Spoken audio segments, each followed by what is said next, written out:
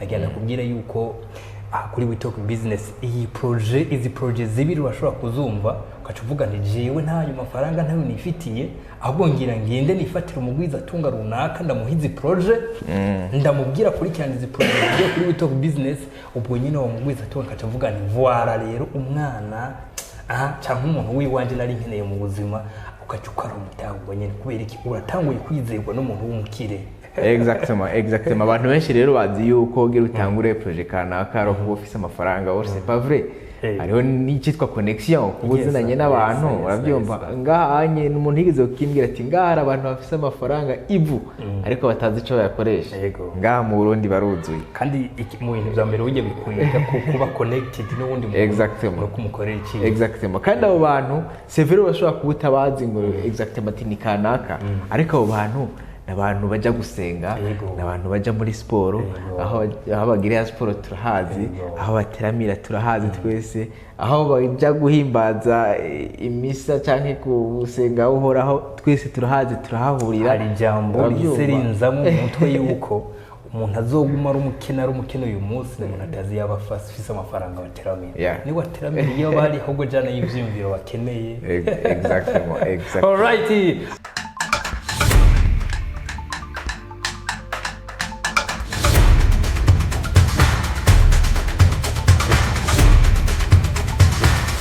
Talk Business tabaramukije cyane murazi ko tubakunda turi babandi babahungu banyu nta kindi kintu tugiye kubabwira tugiye kubarangira business zibiri murabizi yuko iyo umuntu ari karimvira business abanza kwiyumvira ku ngorane ziba ziri donc ziba ziri aho abo bantu ari karabwira business baherereye. All right, that's why tugiye kubwira abarundi abari mu gihugu n'abari hanze y'igihugu business zibiri zije zitora solution y'ibibazo bihanze abatari bake kugira kameme tumve yuko turi mu mwidagaduro mu mwisanzuro sero yo gukora izi business zibiri tugiye kubabwira. Jewe muri kumwe ni Shadow uko vyama iwo muri kumwe get rich or die trying never stop learning. All right, sinaje nije nyene kugira ndababwire iyi message turi kumwe na Dr. John. All right, turabaramukije mwese bakunzi ba We Talk Business barasanzwe babitumenyereye bisanzwe. All right, mu Burundi hari ibibazo abantu benshi bafise ugasanga benshi barafise amatelefone mugabo internet ni kibazo. Voilà la solution donc. Benshi barafise ingendeshwa imiduga amamoto n'ibiki mugabo akoresha amamashini mugabo ibibazo ngo ibitoro. All right, niyo mpamvu tuje kuyaga kuri izi business zibiri. Dr. John umaze kumva ibi bibazo sinzi yuko uzabifise bose tukaba wumva yuko tugira tuyagire business zibiri. Urashobora kuvuga ndafise umutahe wa 30 million ndafise umutahe wa 15 million ndafise umutahe wa 100 million 500 million 1 milliard. Voilà le business donc tubazaniye kuri uyu munsi kugira dushobore kwiteza imbere mu gutora ibibazo biba biherereye aho duherereye. All right John, akakanura kumva gute? Ego tout d'abord iyo ugerageza kora business cyangwa business model yari yose wanza kwiyumvira uti ni yihe ngorane ihari ni yihe ngorane ihari abantu bafise ikibazo ikihe hama ukagerageza aho gikemura. Umwe mu mentor banje niwe akunze kuvuga ati uko nyene nuko akunze kuvuga ati gerageza mu murabe ibibazo abantu bafise muri kino gihe mugerageze mu bikemura hakiri kare kuko umwanya uri kuragenda nutabikemura hazoza abandi babikemura. All right, no kuvuga na amafaranga ya gusa ubutakaje byumva. So rero ico ni ikintu gihambaye.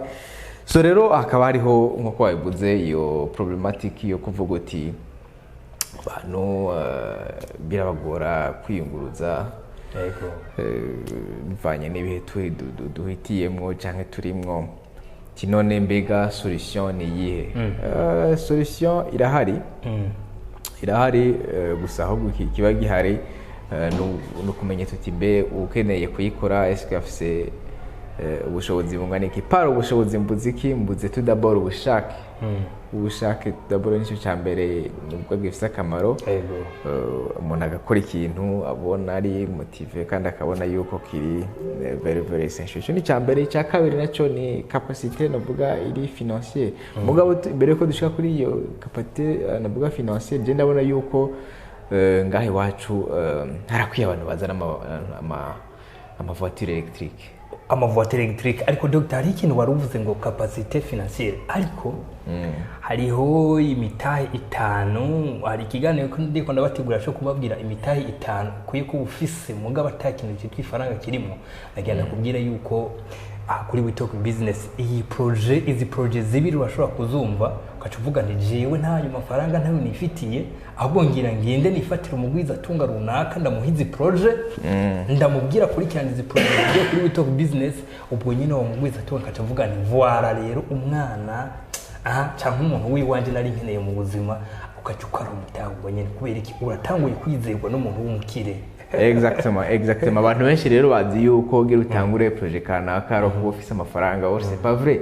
Hariho n'ikitwa connection kubuzinanye n'abantu urabyumva ngahanye n'umuntu yigeze ukimbwira ati ngara abantu bafise amafaranga ivu ariko batazi ico yakoresha ngaha mu Burundi baruzuye kandi mu bintu bya mbere ujye bikwiga kuba connected n'ubundi muntu no kumukorera iki kandi abo bantu c'est vrai bashobora kubutabazi ngo exactement ni kanaka ariko abo bantu n'abantu baja gusenga n'abantu baja muri siporo aho bagirira siporo turahazi aho bateramira turahazi twese aho baja guhimbaza imisa canke kusenga uhoraho twese turahazi turahahurira. Hari jambo riserinza mu mutwe yuko umuntu azoguma ari umukene uyu munsi n'umuntu atazi yaba afise amafaranga bateramira ni wateramira iyo bari ahubwo jana y'ivyumviro bakeneye.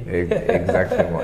Alright, hari jambo Dr. yaravuze ati harakenewe amavoiture ari electrique cyane. Dr. turashaka twinjire muri plan de faire iyi projet ingene umuntu yoyikura azero akayishikana ahandi hantu ashobora kuba akoresha imitahe mitoya cyangwa imitahe ihagurutse yo bigenza gute mbega bifitiye isano imeze gute n'ibibazo tuba dusanzwe dufise. Okay, tout d'abord ngaha turafise akatugiti ibibazo byo kwiyungurutsa. Abantu biracabagora ukuntu biyunguruza bibuze no ku nibikomoka kuri petrol atari byinshi cyane birahari ariko si byinshi. Rero voiture électrique je ndabona yuko ari umugambi ushoboka. Abantu rero barakunze kwibaza bati none ngo ndayizanye ngo no yisharja hehe. Okay, none iyo umuntu yubatse annex umuyaga nkuba wa annex ukura hehe? Okay, ntarondera compteur ntagura amayinite kujya bisanzwe kubera ko utogura iyindi kontere byitwiye ko ari nka annex mugabo ekaba ari izo bigize ijeje gusharja ya modoka ari yawe. Ikibazo hari abantu eske abantu bose ntibatunze amatelefone ubu ugasanga nakatunze telefone adatunze atahantu hatagira umuyaga nkuba.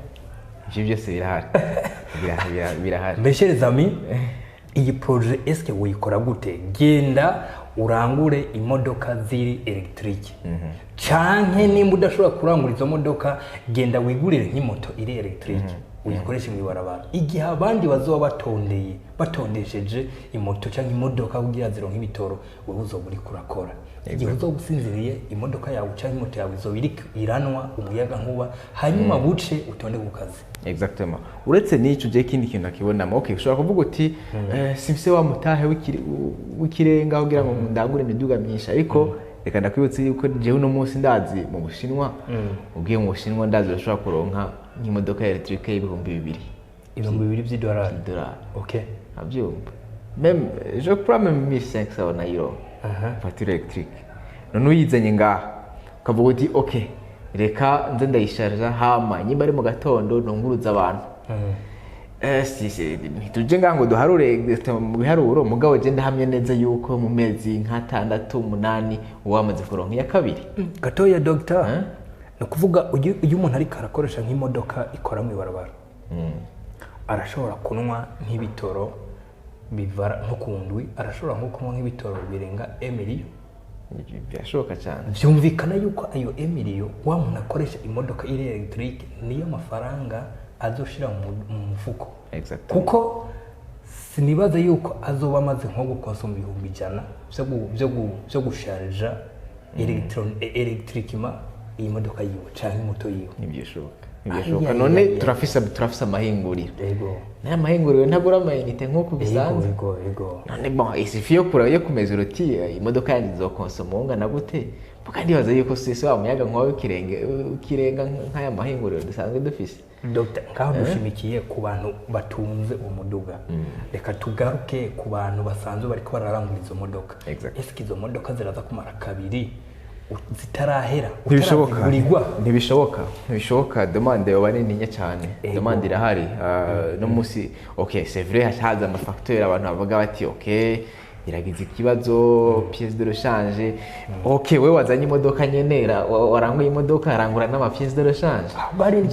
Byari twaraganiriye n'umuntu, hari umuntu twaganiriye umuntu wa hafi ariko arambwira ati jewe imodoka yanje hariho pièce nabuze kabisa.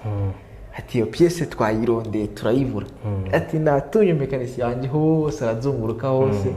Ati twarondeye turabura. Ati rero urazi ikintu bimbwiye ntego. Ati bimpaye ide yo kugirana yo gutangura kuranguza ama pièce de rechange. No kuvuga utwo du pièce twose duhora tubura akaba arije natuzana akaba arije batugura. So rero idea ni iyi abantu mu kugura imodoka bari baza ati none iragize ikibazo pièce de rechange ndikura he. None ico umuyaga nkuba cyo cyavuyemo. Pièce de rechange wenyene wazanye imodoka kirageze zane na pièce de rechange. Ega ariho n'izindi nyinshi dufise ni kuva jewe sindabona umuyaga nkuba wacitse gisagara cyose umunsi wose. Nimba na wewe ufise ako karorero nimba byo babyarashitse iyo kayoba yaramenyekanye impamvu. Donc nzoba biba kubera impamvu mugabo turakunze kubona ama station yose bitoro byabuze. Mejereza milifo yuko tuba muri iyo zone tujane n'igihe kamenye tujane n'ibihe nimba habaye probleme ifo ko dutora inyishu ziyo. Hari n'iyindi business numvise ica idumukiramo muri iyi business no kubaka kuko ndakunze kuyibona mu bihugu za Europe hariho aho banweshereza izo modoka. Hariho banweshereza izo modoka niba utashoboye kuyinweshereza mu rupangi wawe ubaka ahabigenewe hanyuma bakuzanira amafaranga. Iyi business ese ikorokera mu ni kimwe twavuga hari abantu benshi bafite amafaranga ngaha ariko batazi ico bayakoza. Okay nituje ngahanye ngo tubasuzugure uko nyimba barayaronse barakoze kugira bayaronka ariko turi ngaho kugira duhana hari ibyiyumviro. So rero nyimba hari wazanye voiture electrique turabona birigo barubaka ama building ntagire n'ugirante afate station de recharge kujye bagira station z'ibitoro. Dr. Kana kubwira ikintu kimwe iyo business mu gihe woyikora we uri kwa dukurikirana nimba abandi bari ko barapakira 5,000 we manura ku 3,000 ucuzana n'amaburi imodoka 50 nagenda kubwira yuko uzobika amafaranga atagira kwangana kandi worohereje abantu cyane nta usubira kwidoga ngo nabuze ukuntu mushikariya ngo bisi zagizene no kuvuga iki ni ya solution itori kibazo abantu bafise babyumva kandi kuko nibyo nyimba nawe Imana yaraguhezagije amafaranga yakoresha nawe hezagize mu gukemura ibibazo by'abantu. Numvise n'ikindi kintu uzosanga abantu bari mu muduga yo uno muntu ngo yarahezagiwe ngo adunguruje kuri make ngo aduhaye lifiti uri muri business ahubwo gusa donc nimihezagiro y'abantu zoyungukiraho. So rero nicobonye nyimba no munsi hari ama station hari ama station rirenga kabiri ataronse fata nawe gire station electrique. Dr. Irega hari kintu nigeze kubaza kuri stati ati mbega kuri bata bataratangura kuhadandeza amatelefone bahadandariza iki? Bamwe baraje barambwira ngo bahadandariza ibi nibi mugabo nimba ubu bahadandeza amatelefone sumvikana yuko turiko turimiriza ikindi gihe hatazoba hakoregwa bijya hariko harakorerwa uyu munsi. Reka gufata kaya karorero ahubwo wafata karorero y'ahantu ukorera. Ese ahantu turi uyu munsi bwa mbere nk'uco bagusanga baraharimira ngo uyu munsi sivyo bihakorerwa. No kuvuga iki iyi niyo business iri moderne, ni mu gihe abandi bariko baranyaranira igitoro, ahubwo wewe mraba ingene wamaze gukironka wagikorokereje mu ngendesho yawe, uri kurakora mu gihe abandi baraye amajoro bakiraririye, mu gihe abandi bagize iki. Meshereza ni business yubakiwe ku bantu bari bo bose. Wewe ugenesha ingendeshwa, wewe ufise amafaranga uvuga nti no urangura izi modoka canke izi moto. Hari n'akandi kantu burya kugira utangure business simisi yose twabivuze, simisi yose utegereza kuba ufise ayo mafaranga, no vuga ngo muri liquidity hari uburyo bwinshi. Bavuze uburyo bwo kugira ama connection, ariko hari n'ubundi buryo abantu benshi surtout aba entrepreneur bazi kuja gusaba ingurane. Abyumva kuri abantu rero bamaze kugirirwa ico cizere n'amabanki atandukanye, bakaba bafise no kuvuga ligne de crédit nininya, ashobora no gutwara iyo projet akavuga ati okay, jewe ngiye ukuntu bimeze, ngiye nkimba kuzana imiduga electrique, abyumva nzane nayo ma presse de rechange, n'organize niyo station electrique, mbere wanashaka na leta ikanoba gute igahamagarira abantu kwitabira umugambi gusumba ko tuguma tumara iminsi ibiri dutonze, abyumva. So rero ni ikintu no kuvuga umuntu wese cyangwa imico itandukanye ishobora gushiramo ingufu kandi ugasanga kirashobotse. Okay guys, you don't have money, nta mafaranga ufise, zero ntayifise, reka ndakwereka ubundi buryo ushobora gukora iyi business. Genda ucontact abantu badandaza imiduga, ubahe iyo projet. Alright, genda ucontact ibigo bidandaza imodoka za Chine, zidandaza ibigo electronique na hehe, ubihe iyo project. Iki gihugu gifise ingorane nizi garu nyaruka udandariza imiduga, ni wewe uzoca usigara uzidandaza muri iki gihugu. Alright, ntuze kuvuga rero ngo nta mafaranga mfise, ngo nta mitaye mfise, nta modoka ngendesha, nta niyo uzi kugendesha. Mugabo iyi business ushobora kuyikora ukayibyazamo amafaranga. Alright, Dr. Mengo twojabuka tukagira business igira kabiri bateguriye muri iki kiganiro. Alright, meshereza mi twese turabona yuko amajority barafite amatelefone kandi baridoka ati internet nigenda neza, turabona ububare abantu bateramira kugira bebe baragira icyo bafata, turafise ama restaurant, turafise iki. Meshereza mi kubera iki hatobaho ama agence d'internet? Kubera iki neza cyane iyi projet wayitwe turayibona igwiri? Iyo nyine n'indi projet nziza cyane. Yego. Okay, turi novuga mu karere, sinuvuga ko turi mu banyuma bafise novuga internet reka simvuge itihuta itanyaruka cyane. Yego. Ariko ugiye kuraba Tanzania, Uganda, mbere no muri Congo baradusumbya internet umuvuduko. So rero turi mu isi aho novuga internet ni ikintu kiri très essentiel, surtout kuri baba jeune. Je mvuga yuko uno musi umujene reka baba Gen Z, mu Gen Z no musi ntako kazi kawe akeneye, ntazoza kugora ngo batwaye ngo urupapuro mu makazi. Mu Gen Z wa kino gihe, genda muri Kenya, genda no mu bindi bihugu za Nigeria niko bimeze. Mu Gen Z akeneye internet, akazaraki kandi bien sûr ibihugu byinshi bidusaba ni mwiremera akazi. Exact. Naho tumukwiremera akazi tuvuga nti internet none irihe? Internet umujene uno munsi yakeneye internet, nta kindi kintu agukeneye ko wewe nko nk'indongozi reka mvuye gutyo. Alright.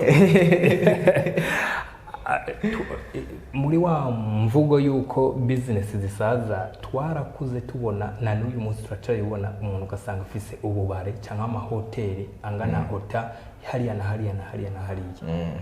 Meshereza iyi business urashobora no kuvuga nti jewe ntaho mfise ndayikorera, mugu ukagenda ukavuga nti izi ngo ni 5 ziri muri quartier imwe, ndabaye internet, wewe uzoriha $2, undi 2, ainsi de suite. Mugabo jewe uconje kubatorera nk'iyishu internet, aho kaba urubase business. Ugasanga ucanka ukavuga nti reka mfate iyi sare aha nahashize intebe n'iki nashirimo internet imeze neza. Donc ivyo ugasanga ni agence wayishize muri iki muri iyi ville cyangwa muri quartier runaka no muri quartier runaka izido suite ugasanga hariya hari ngiye udufaranga tungana gukuna hariya mbere nagenda kubwira yuko iyi business washobora gusanga dufate ushoboye kuvuga nti ndafise nk'amasare ndikunda shiramo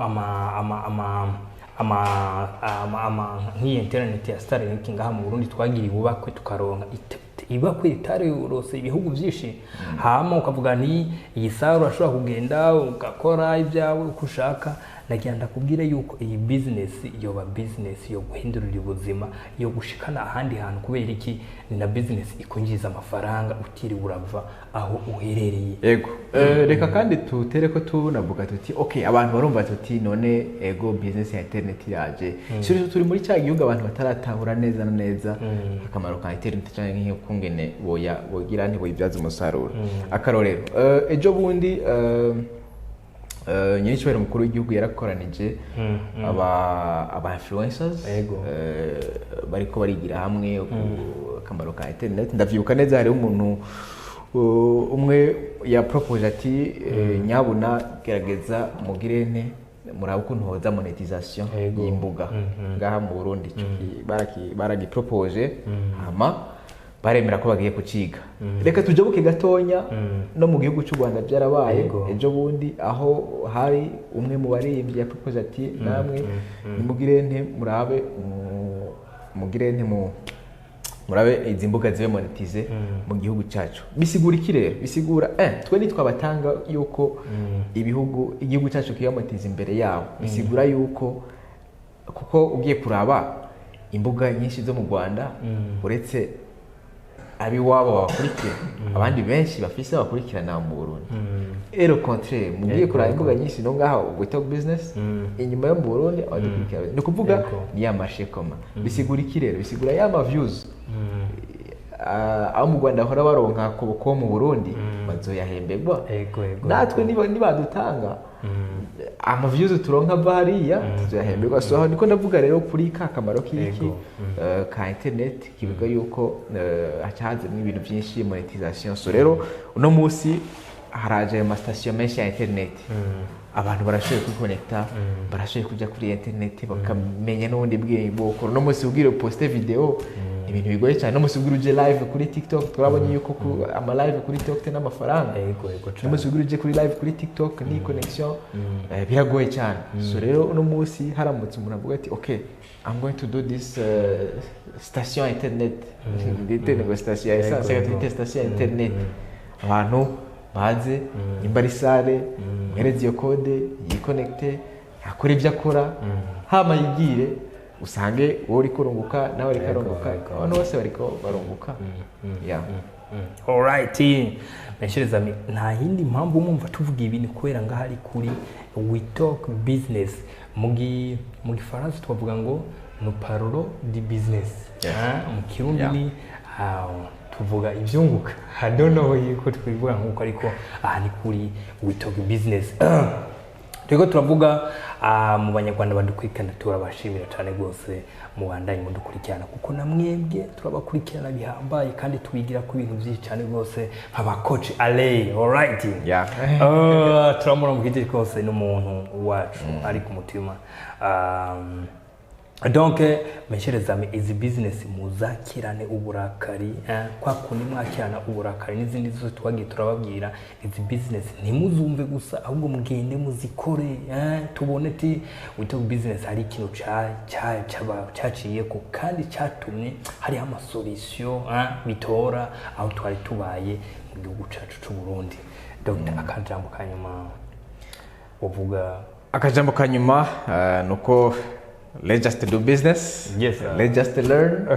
Niyo si turimo dukore cyane mwese agire aho yishikanye ko amakuru WeTalk Business turabakunda. Utarakora subscribe uyikore twibutse yuko dushobora kubakorera dufise equipe guys yaba expert muri programmation bashobora gukorera website yawe mu masaha 48 bisigura mu gihe kitarenze hafi iminsi 2 website yawe iba yuzuye imeze neza isa neza dushira akamenyetso ngaho yuko nama website abasa neza gusumba yandi ata abantu benshi baba bashobora kuyakora ukuntu bo bayakora.